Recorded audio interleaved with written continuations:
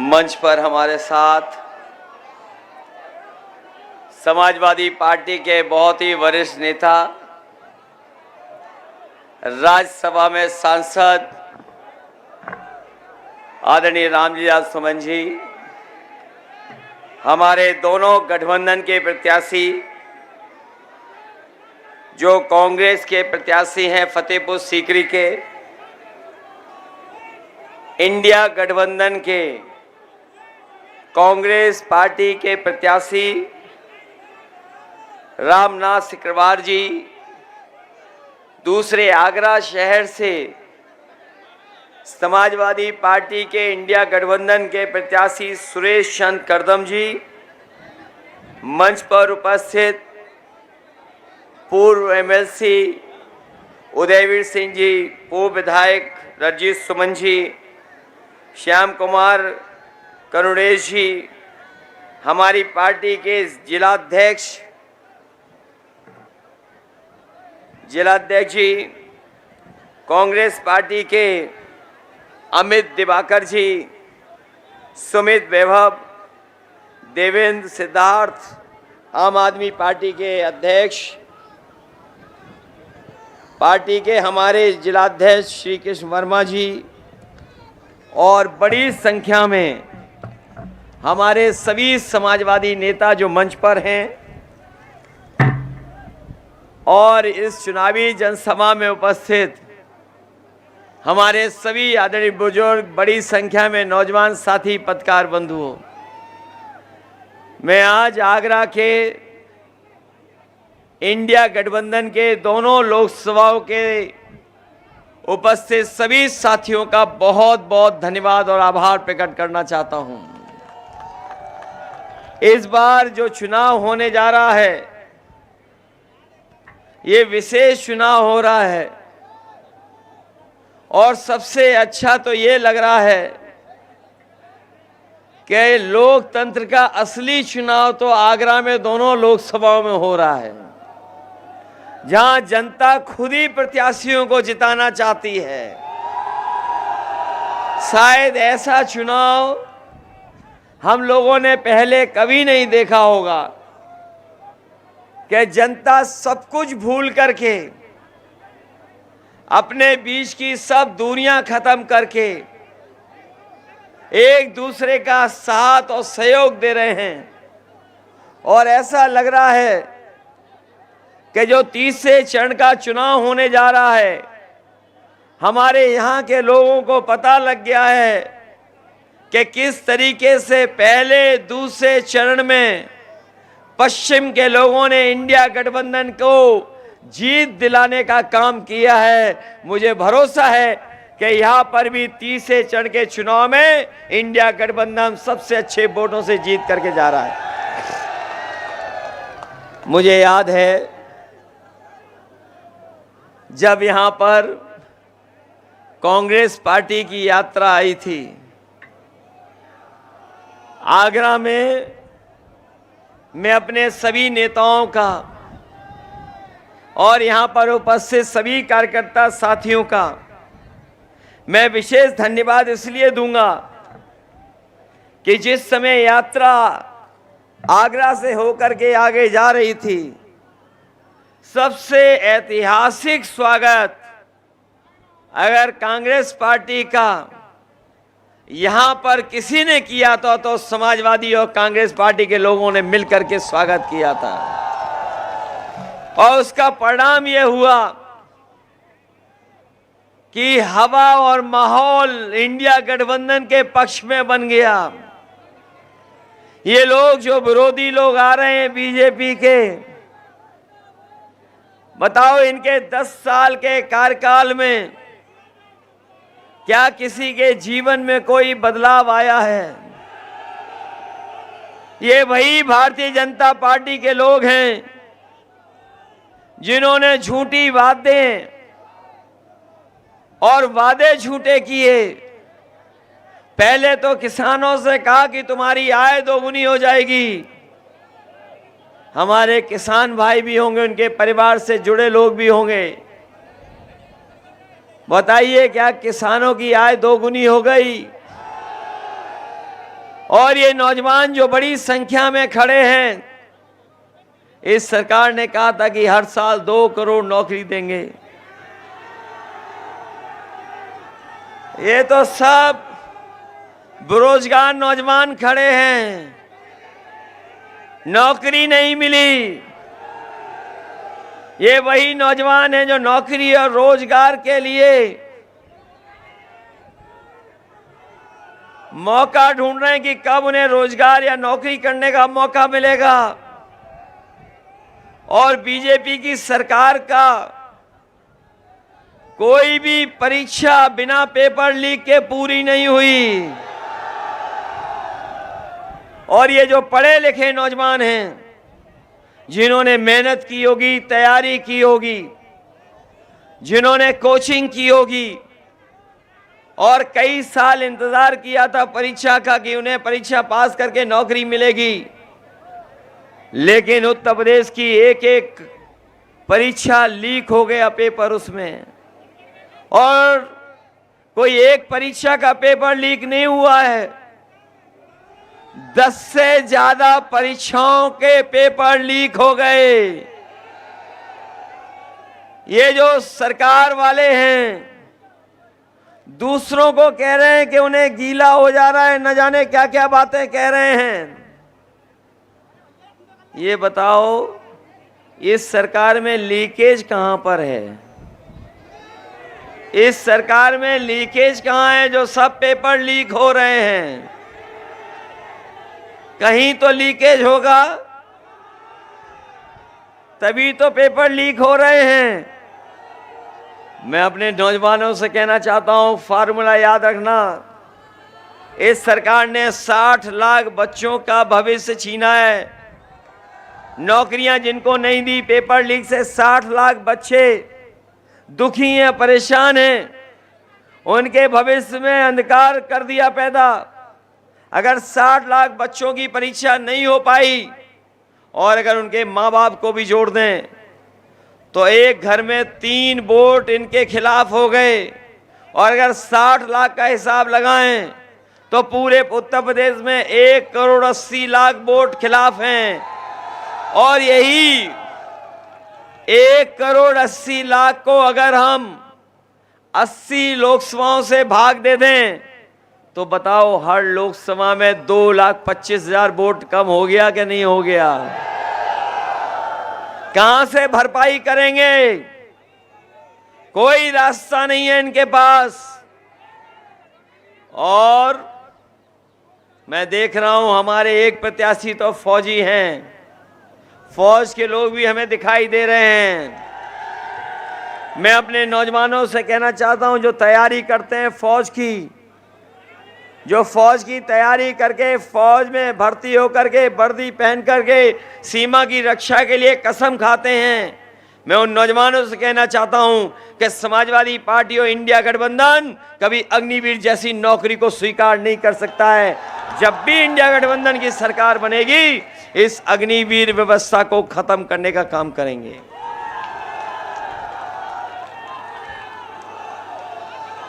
ये जो अग्निवीर 4 साल की नौकरी है, इसमें कोई सुविधा नहीं है, कोई उसके भविष्य के लिए चिंता नहीं है। शहीद हो जाएगा तो कोई सम्मान भी नहीं पाएगा। 4 साल की अधूरी नौकरी दे दी, अभी तो फौज में दी है। हम अपने खाकी पहनने वाले भाइयों से भी कहना चाहते हैं, ये बीजेपी की सरकार आ गई तो अग्निवीर तो 4 साल की नौकरी थी, इन खाकी वालों की 3 साल की नौकरी हो जाएगी।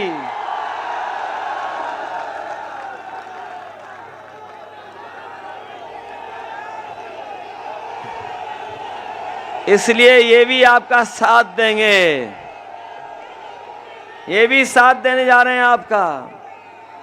और कभी कभी पत्रकार साथी पूछते हैं, ये कैसे कह सकते हो कि 3 साल की नौकरी हो जाएगी? तो मैं उनसे सवाल पूछता हूं कि बताओ, किसी को पता था कि 4 साल की फौज की नौकरी हो जाएगी? बताओ आगरा वालों, आपको पता था कि नोटबंदी हो जाएगी? ये जो अग्रवाल जी बैठे हैं, हमारे थोड़ा बहुत कारोबार करते होंगे, इन्हें भरोसा दिलाया गया था कि जीएसटी से इनका व्यापार ठीक हो जाएगा। जिस तरीके से देश आजाद हुआ था, आजादी का जिस तरीके से सेंट्रल हॉल में जश्न मनाया गया था, उसी तरीके से जीएसटी लागू कर जश्न मनाया गया था। बताओ जीएसटी से व्यापार बर्बाद हो गया कि नहीं हो गया? किसी को पता था कि बैंक का पैसा लेकर के बड़े बड़े उद्योगपति विदेश भाग जाएंगे? इन्होंने बैंकें डुबा दी, बीजेपी वालों ने बैंकें डुबा दी, ये पता है आपको? इन्होंने एयरपोर्ट बेच दिए, किसी को नहीं पता था। हवाई जहाज बेच दिए, किसी को नहीं पता था। पानी का जहाज का जो बंदरगाह है वो बेच दिया, किसी को नहीं पता था। टेलीफोन की कंपनी बेच दी, किसी को नहीं पता था। ये आउटसोर्स की नौकरियां आ गई सरकार में, किसी को पता था क्या? तो इसलिए सावधान हो जाओ। अभी तो इन्होंने थोड़े बहुत फैसले लिए हैं, ये सरकार में दोबारा आ गए तो हमारे संविधान को खतरा पैदा हो जाएगा। इनके लोग कह रहे हैं संविधान बदल देंगे, लेकिन इस बार उत्तर प्रदेश की जनता कह रही जो संविधान बदलना चाहते हैं हम उन्हें बदल देंगे। ये डबल इंजन वाले लोग, ये डबल इंजन की सरकार वालों के आगरा में होर्डिंग देखे होंगे आपने। ये जो बड़ी बड़ी होर्डिंग लग गई हैं डबल इंजन वालों की, लेकिन उसमें एक इंजन गायब है। और जो चुनाव लड़ रहे हैं वो इंजन भी नहीं दिखाई दे रहा उन होर्डिंग में। ये वोट किसके लिए मांग रहे हैं सोचिए आप। जब इन डबल इंजन की सरकार वालों पे दूसरा चेहरा होर्डिंग के लिए नहीं है, तो जनता के बीच में जब आएगा, जनता के बीच में जब ये आएंगे तो ये अकेले होर्डिंग वाले भी गायब हो जाएंगे। हम अपने किसान भाइयों को कहना चाहते हैं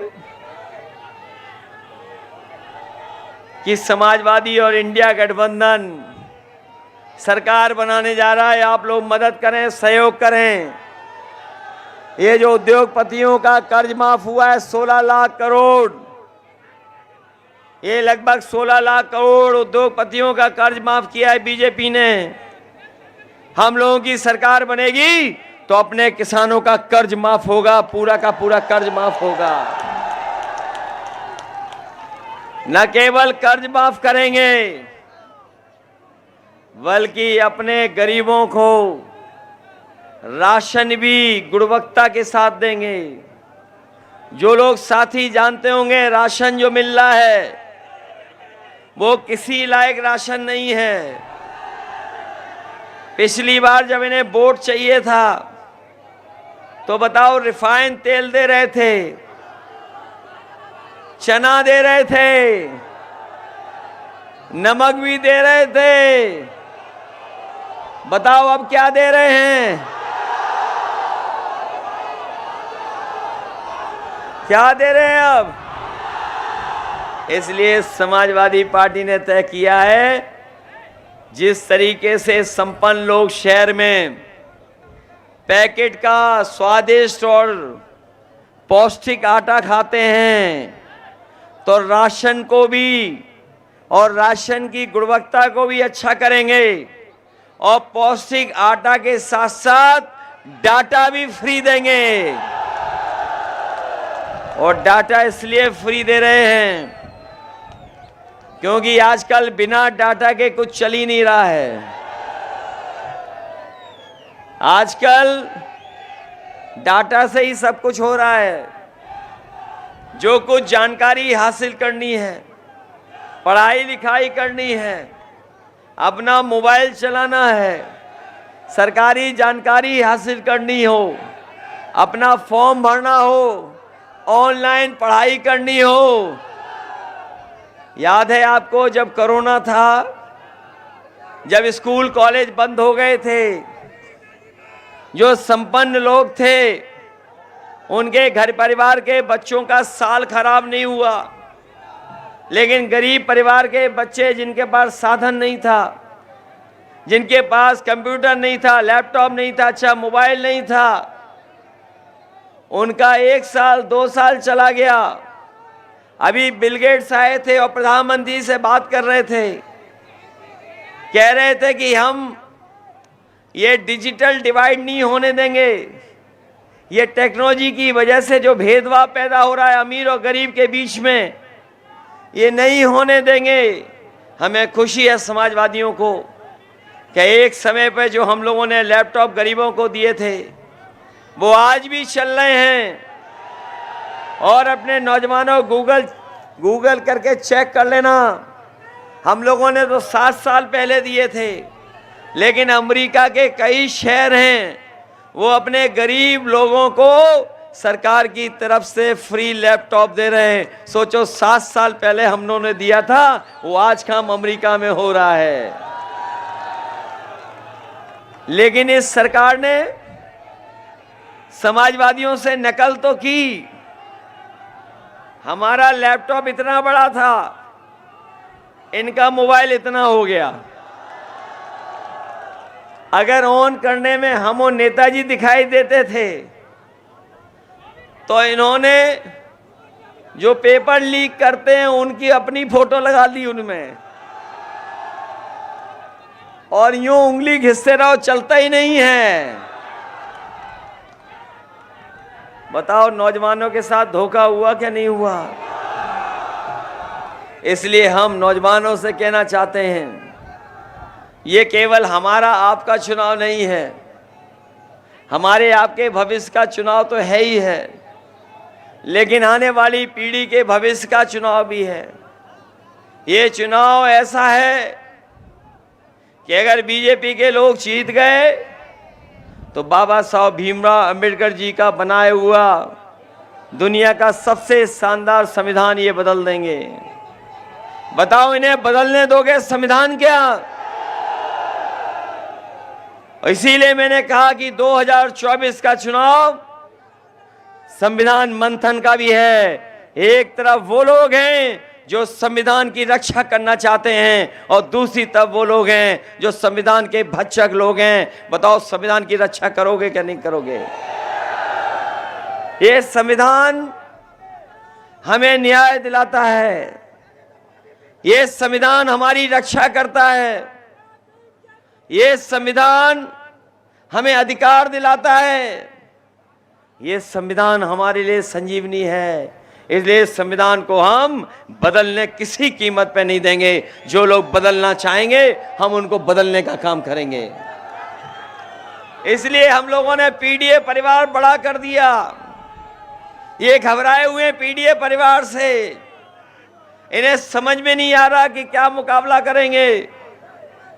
हमारे आगरा वालों बताओ, जो समाजवादियों ने काम किए थे वो आज दिखाई देते हैं कि नहीं दिखाई देते हैं? यही आगरा से लखनऊ तक पहले न जाने कितना टाइम लगता था। प्रिंस कितना टाइम लगता था? पहले 6 घंटा लगता था, और अब अगर प्रिंस को वो दे दो स्टीयरिंग तो 2.25 घंटे में पहुंच जाते हो। सड़क बनाई, बाईपास दिया, मेडिकल कॉलेज ठीक किया, बजट दिया, एम्बुलेंस दे दी, और इन्होंने एम्बुलेंस खराब कर दी। 100 नंबर दिया पुलिस को रिस्पांस सिस्टम, सरकार ने 112 कर दिया। सरकार ने नंबर बढ़ा दिया, 100 से 112 कर दिया। पुलिस को लगा कि उन्हें भी रेट बढ़ा देना चाहिए। बताओ 100 नंबर खराब कर दी कि नहीं खराब दी? और ये लोग जो ईमानदार बन रहे थे बताओ इनके ईमानदारी का पर्दाफाश हो गया कि नहीं हो गया? इलेक्टोरल बॉन्ड के बारे में तो जान गए होगे आप। हम आप लोग किसी को चंदा देते हैं तो 1000, 2000, 5000, 50,000, कोई संपन्न होगा तो 1 लाख दे देगा। लेकिन सोचो बीजेपी ने बताओ कितना पैसा वसूला। किसी से 1600 करोड़, किसी से 1000 करोड़, किसी से 500 करोड़, किसी से 400 करोड़, किसी से 200 करोड़। और जिसका ये हमें और आपको वैक्सीन लगवा रहे थे, बताओ वैक्सीन वालों से भी पैसा वसूल लिया कि नहीं वसूल लिया? भाई हम तो बच गए वैक्सीन से, आप बच पाए कि नहीं बच पाए? सोचो कैसी सरकार है, वैक्सीन लगाने वालों से पैसा वसूल लिया इन्होंने। बताओ जब से इलेक्टोरल बॉन्ड आए हैं तब से बीजेपी का बैंड बज गया कि नहीं बज गया? और जो लोग 2014 में आए थे, 24 में इनको विदा कर देंगे। यूपी वाले स्वागत भी अच्छा करते हैं, लेकिन जब विदाई होगी आगरा से तो बैंड बाजे के साथ विदाई होगी। बताओ इनकी विदाई करोगे कि नहीं करोगे? ये महंगाई बढ़ाने वाले लोग, भ्रष्टाचार बढ़ाने वाले लोग, इनकी विदाई करोगे? और जो लोग जानते होंगे आगरा के बारे में, न जाने क्या दिक्कत है बीजेपी के लोगों को कि आगरा की तरक्की को ये देख नहीं सकते, आगरा की तरक्की को ये देख नहीं सकते। बताओ पिछले 10 साल से आगरा को बर्बाद कर दिया कि नहीं कर दिया? और मुझे याद है दिल्ली वालों ने जब पहला भाषण दिया था, जब आगरा में आकर के पहला भाषण दिया था, तो इन्होंने कहा कि टूरिज्म की वजह से $1 ट्रिलियन की डॉलर की इकोनॉमी हो सकती है। लेकिन जो आंकड़े बताते हैं, जो सच्चाई के आंकड़े हैं, इनकी नफरत भरी राजनीति की वजह से इस मोहब्बत भरे शहर का कारोबार कम हो गया। 50% टूरिस्ट कम हो गए, अब नहीं आते यहाँ पर। बड़े बड़े होटलों के कमरे खाली रह जाते हैं। जो एयरपोर्ट बनाया भी वो फौज से उधार पे चलाते हैं, इनका अपना एयरपोर्ट नहीं है। कम से कम एयरपोर्ट में सुविधाएं ही दे दें जिससे अंतर्राष्ट्रीय एयरपोर्ट के हिसाब से बन जाए और यहां से फ्लाइट आना जाना शुरू हो जाए। मुझे याद है आगरा के किनारे एक अंतर्राष्ट्रीय एयरपोर्ट में बनाना चाहता था, जगह थी केवल ताजमहल से 15-16 किलोमीटर दूर थी, लेकिन सीधे 8-9 किलोमीटर थी। आगरा यमुना के उस पार, यमुना इस पार, आगरा के यमुना के उस पार। इन्हें ज्यादा जमीन भी नहीं अधिग्रहण करनी पड़ती, लेकिन हमारी सरकार में इन्होंने एनओसी नहीं देखी। अगर एनओसी मिल गई होती तो अंतर्राष्ट्रीय एयरपोर्ट बन जाता। अब इंडिया गठबंधन की सरकार बनने जा रही है, आगरा में अपना अंतर्राष्ट्रीय एयरपोर्ट होगा आज, जिससे व्यापार और कारोबार बढ़ सके। मैं जानता हूं कि यहां पर क्रिकेट प्रेमी बहुत हैं नौजवान। हालांकि अब हम लेदर बॉल से नहीं खेलते हैं, उम्र के हिसाब से टेनिस बॉल से खेल रहे हैं। लेकिन आईपीएल के धूमधाम अलग तरह की है। हमें मौका मिला था, लखनऊ में हमने अंतर्राष्ट्रीय स्टेडियम बना दिया था। मैं अपने आगरा वालों को भरोसा दिला के जा रहा हूं, हमारी समाजवादियों की कहीं सरकार बनेगी, सबसे पहले अंतर्राष्ट्रीय, अगर स्टेडियम कहीं बनेगा तो हमारा ये अंतर्राष्ट्रीय शहर में बनेगा, जिससे हमारे नौजवानों को अंतर्राष्ट्रीय स्तर की ट्रेनिंग और खेल हो सके। हम जानते हैं यहाँ के जूते का कारोबार, लेदर का कारोबार बहुत पुराना है उस समय उद्योगपति और कारोबारी लोग हमसे मिलते थे, हमने सुविधाएं देना शुरू कर दी थी, बहुत सुविधाएं दी थी। लेकिन नफरत भरी राजनीति करने वाले लोगों ने हमारे जूते के कारोबारी और लेदर के कारोबारियों के साथ अन्याय किया है। यहाँ का कारोबार दूसरे देश में जा रहा है, दूसरे शहरों में जा रहा है। इस कारोबार को खत्म करने की इन्होंने कोशिश की है। लेकिन अपने हम उद्योगपति भाइयों बहनों से कहना चाहते हैं, अगर जूते का एक्सपोर्ट का कारोबार यहाँ अच्छा है, लेदर का कारोबार है अच्छा है, हम सुविधाएं देंगे, मदद करेंगे जिससे इस कारोबार को और बढ़ा सकें। हम बीजेपी वाले ऐसे नहीं हैं जो नफरत की राजनीति करते हों।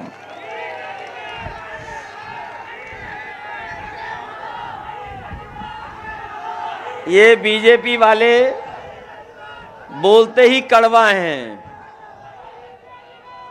इन्हें पेठे से कोई लेना देना नहीं है।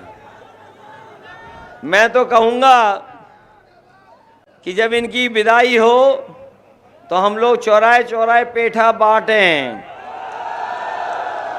और हम भी यहां से पेठा भर करके लेंगे और लखनऊ में खूब बंटवाएंगे बीजेपी वालों के लिए। ये कारोबार या उद्योग या बिजनेस को इसलिए नहीं मदद करते हैं क्योंकि कारोबार हमें जोड़ता है, हम कारोबार में एक दूसरे से जुड़ जाते हैं। अगर हम कारोबार में देखें, जो लोग शामिल रहते हैं वो कई जाति धर्म के लोग एक साथ मिलकर काम करते हैं, क्योंकि कारोबार से हमारे सब लोग जुड़े रहते हैं, इसलिए ये कारोबार की मदद नहीं करते हैं। और अगर कारोबार से की मदद की होती तो ये सरकार जो चिल्लाती थी 1 डिस्ट्रिक्ट 1 प्रोडक्ट, बताओ आगरा के कारोबार के लिए इन्होंने क्या मदद की है? कोई मदद नहीं की। इसलिए अगर इन्होंने आपकी मदद नहीं की है तो इस बार इनको आप लोग हटाने का काम करना। ये हमारे संविदा के जो हैं सफाई कर्मचारी हैं, कहने को तो ये शहर स्मार्ट सिटी है, ये कहने को तो स्मार्ट सिटी है, लेकिन जब कभी भी हम लोग यहाँ की सड़कों से निकलते हैं तो देखते हैं कि नई भर्ती हो गई है कोई पुलिस की जो ट्रैफिक इंतजाम को देखती है। सड़कों पे हमें कोई नई भर्ती दिखाई देती है, कई बार लोग टकरा जाते हैं, जान चली जाती है। ये स्वच्छ भारत का सपना दिखाने वाले लोगों ने आगरा को अंतर्राष्ट्रीय शहर को कचरा और कूड़े करकट का शहर बना दिया। न नाला साफ कर पाए, और जो लोग कहते थे कि मां गंगा ने बुलाया है, जो लोग कहते थे मां गंगा ने बुलाया है, उन्हें मां यमुना की तो याद ही नहीं आ रही है। बताओ यमुना नदी सुखा दी कि नहीं सुखा दी? इस बार बीजेपी वालों को वोट से सुखा दो आप लोग। यमुना बर्बाद कर दी इन्होंने, सब नाले यमुना में डाल रहे हैं और यमुना नाला बन गई।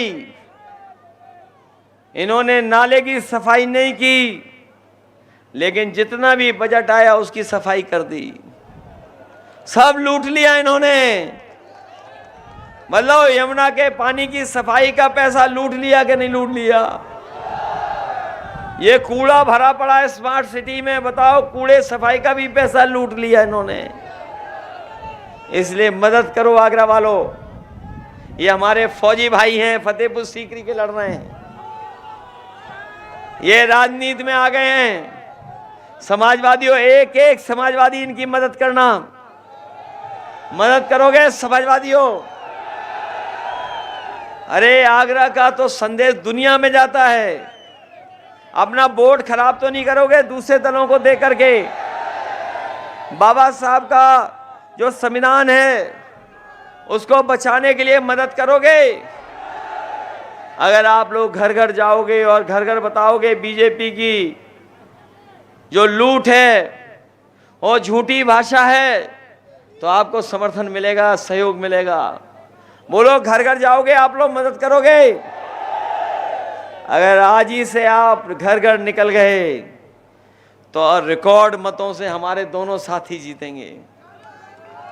मदद करोगे आप लोग? और आप ही लोग चाहते थे गठबंधन हो जाए, तो गठबंधन कर लिया कि नहीं कर लिया? कुछ लोग ऊपर से बोलते थे, कुछ ही मन चाहते थे, लेकिन चाहते थे कि गठबंधन हो जाए। गठबंधन कर लिया हम लोगों ने, इसलिए इस गठबंधन का एक एक प्रत्याशी को आप लोग मदद करना, जिताना सब लोग। और जो जो बातें हम लोगों ने कही हैं उनको पूरा करेंगे। और ये लोग जो स्वच्छ भारत और सफाई कर्मचारियों को जब तक सम्मान नहीं मिलेगा, जब तक संविदा सफाई कर्मचारियों को हम विनियमितीकरण की तरफ नहीं ले जाएंगे, तब तक या ठोस कोई उनके लिए योजना नहीं बनाएंगे, तब तक हम सफाई कर्मचारियों से उम्मीद नहीं कर सकते कि वो हमारा ईमानदारी से काम करेंगे। जहां वो ईमानदारी से काम कर रहे हैं, लेकिन जो उन्हें सम्मान मिलना चाहिए, सरकार की जो सुविधाएं मिलनी चाहिए, वो नहीं मिल पा रही हैं। सरकार में आएंगे तो सफाई कर्मचारियों को बड़े पैमाने पर हम लोग विनियमितीकरण करा करके उनका भविष्य और उनके परिवार का खुशहाली के रास्ते पर ले जाने का काम करेंगे। इन्हीं शब्दों के साथ एक बार फिर अपने दोनों प्रत्याशियों के पक्ष में आपसे सहयोग मांगते हुए, मदद मांगते हुए कि इन दोनों साथियों को जिता देना, घर घर जाकर के वोट मांगना और घर घर से वोट निकलवा करके इन्हें जिता देना। बहुत बहुत धन्यवाद।